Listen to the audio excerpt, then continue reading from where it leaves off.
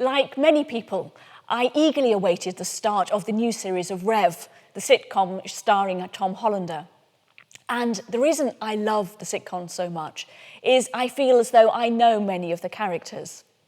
The character I think I loved the most is the one called Mick, who comes to the vicarage from time to time looking for food or for help in some kind of way. And the reason I love him is because I know someone just like him. I too live in a vicarage. I'm married to a vicar. And when we first arrived, my equivalent of Mick used to call me vicar. And I tried to tell him that I wasn't in fact the vicar.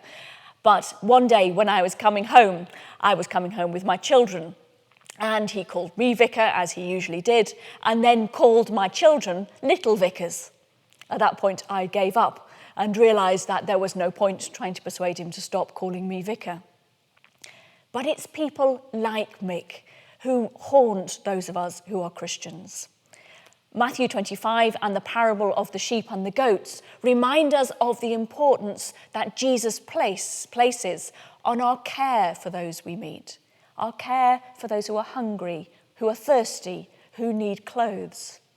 And I think that I'm probably not alone in worrying sometimes about how many of these people we are meant to help.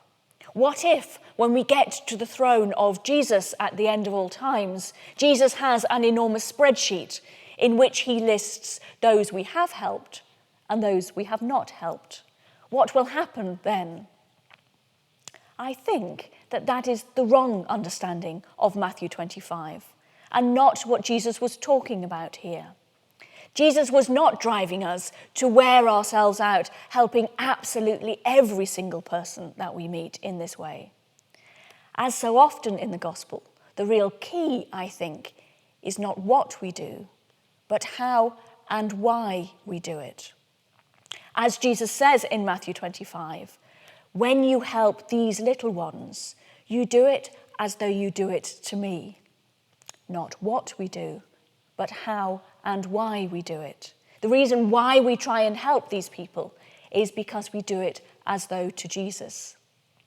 And the important thing that we try and do in our Christian lives, our calling as Christians, is so to place Christ at the centre of our lives, through our prayer and through our worship, that Christ becomes the very centre of who we are.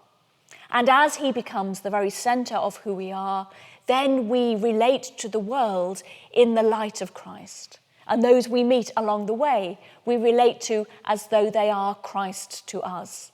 So we feed them and we give them things to drink and we clothe those who need them as though to Christ.